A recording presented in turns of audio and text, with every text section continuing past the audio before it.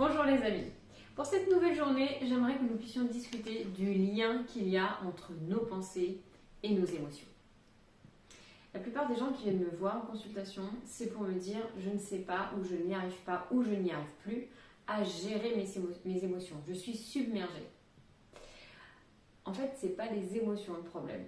Les émotions, c'est la conséquence. Le problème, ça va être leurs pensées. Je vous donne un exemple.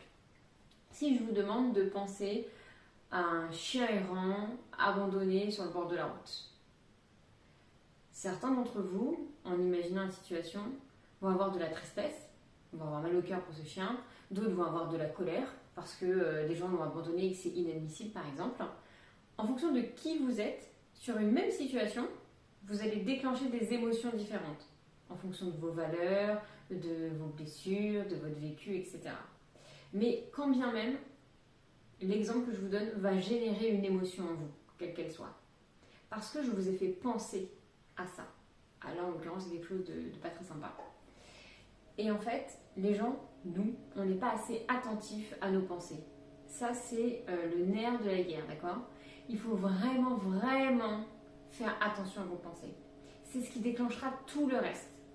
Combien de fois vous avez commencé la journée en vous disant ça va être la cata, je vais arriver en retard, il n'y aura pas de bus, je vais louper je ne sais pas quoi, j'ai pas mis la bonne tenue, enfin bref, tout, vous avez vu tout en noir.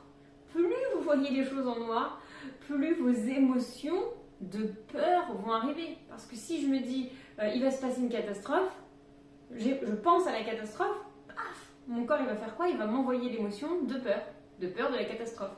Et donc après, je vais enchaîner avec une autre pensée. Puisque j'ai peur, du coup, effectivement, il va y avoir une catastrophe. Quel type de catastrophe ? Et je vais comme ça rentrer dans le cercle, pensée, émotion, émotion, pensée, pensée, émotion, émotion, pensée.